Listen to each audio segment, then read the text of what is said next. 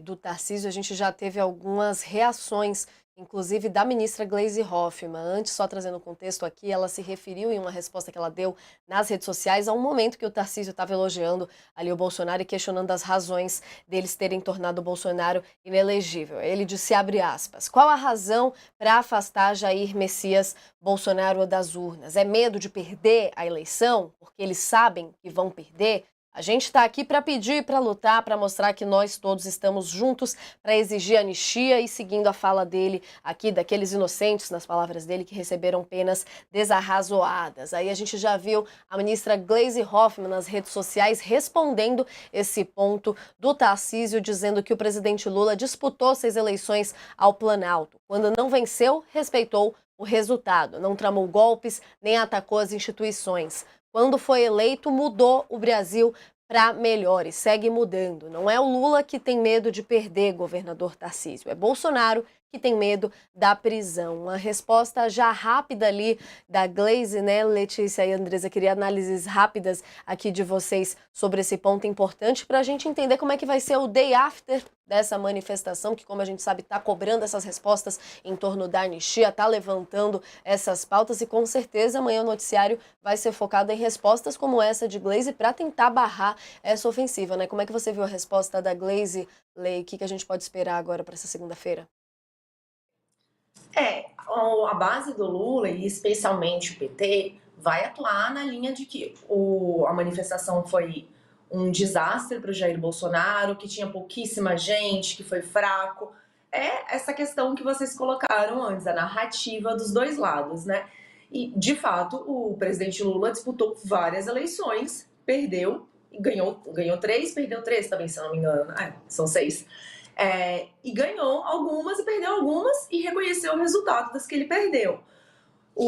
A colocação do Jair Bolsonaro vai nessa linha do medo do enfrentamento, mas eles se enfrentaram em 2022 e o Jair Bolsonaro perdeu. Ele perdeu porque ele teve menos votos do que o Lula, não porque as urnas foram fraudadas ou porque houve um complô no TSE, uma sala secreta, em que os ministros decidiram o futuro do país. Isso não aconteceu, apesar da gritaria do grupo do Jair Bolsonaro. Acho que nem ele mesmo acredita no que ele fala, mas ele bate nessa tecla que é para justificar a derrota dele, né? Tanto que os filhos dele nessa mesma eleição foram eleitos, o Carlos, o Flávio e o Eduardo. Não, o Flávio já tinha sido eleito. Enfim, todos eles, e o próprio Jair Bolsonaro foi eleito 7 ou 8 vezes pela urna, algumas delas pela urna eletrônica. Enfim, para dizer que a família Bolsonaro sempre foi, em muitos momentos, foi beneficiada pela urna eletrônica. No ano que ele perdeu a urna virou um problema. Então, acho que todo esse tema vai voltar. Na outra semana, a gente vai ter o Supremo Tribunal Federal começando a analisar o recebimento da denúncia que a Procuradoria-Geral da República fez contra o Jair por causa da tentativa de golpe de Estado. Essas narrativas todas vão se convergir, vão entrar vão dar um molho para essa situação jurídica do Bolsonaro, que, ao que tudo indica, deve ser resolvida ainda em 2025 para não afetar 2026. Mas certamente haverá consequências no ano que vem, seja o Jair condenado ou absolvido ao fim desse processo. Para você, Andresa, a gente pensando aqui no dia seguinte desse ato, dessas mobilizações, da apuração de vocês em torno da anistia, como a oposição vai se comportar ali para frear essa discussão levantada nesse domingo? Então, a Gleisi, né, agora ela é ministra de Estado, né, ela vai ter que lidar aí com os partidos do centrão, da direita, né, para conseguir aprovar projetos do interesse do governo no Congresso. Então, ela vai continuar agindo como presidente do PT, né, e usando as redes sociais para apontar o dedo e fazer críticas ali à oposição. Não me parece adequado, né, poderia ter deixado isso para o Humberto Costa, que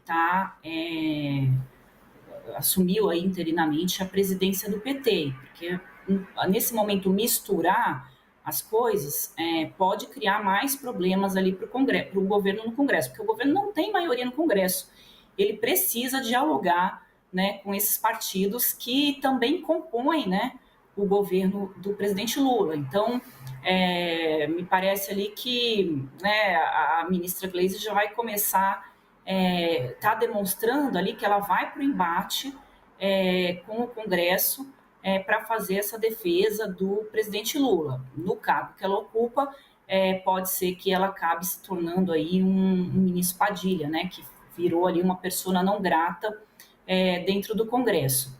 Então, agora os movimentos, né, vão ficar muito claros ali. O governo começou uma reforma ministerial em que ele só atendeu, por enquanto, o PT, né? Tem uma grita aí de parte dos próprios petistas, né, de pessoas que são mais oxigenadas, digamos assim, no partido, né, que não tem um pensamento tão radical de que o governo precisa se aproximar do centro e da centro-direita, inclusive da direita, para não deixar esse grupo se aliar ao Bolsonaro nas próximas eleições, seja o Bolsonaro candidato ou não. Então, seria o momento do presidente Lula trazer essas pessoas para o seu lado. Isso não aconteceu na reforma ministerial, tem muita dificuldade do governo em trocar as peças ali, seja porque os partidos estão com receio de colocar ministros e terem que defender o governo Lula, que está com uma baixa popularidade, principalmente com relação a essa questão da inflação. Isso pega muito, né, principalmente o eleitor ali da região Nordeste.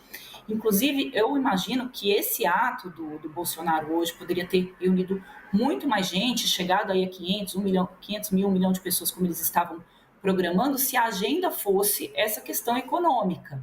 Porque aí você pega todo mundo, não só uma defesa política. Então, foi um risco ali que o Bolsonaro se colocou, né, de fazer uma agenda para o próprio umbigo dele, que é a questão da anistia, e deixar de lado, né, esses outros pontos que surgiram ali em alguns discursos muito lateralmente. O Tarcísio, já com um discurso mais político, trouxe esse tema para a pauta. Então, hoje, né, o que mobilizaria as pessoas a irem para as ruas são essas questões de que a inflação está corroendo aí o salário de todo mundo. Enquanto isso, né, os nossos nobres juízes têm aí uma das maiores isenções de renda ali, né, nos seus vencimentos. Então, são coisas muito díspares aí que a gente vê no Brasil, e isso sim incomoda de fato aí o eleitor e poderia levá-lo para as ruas, né? Uma série de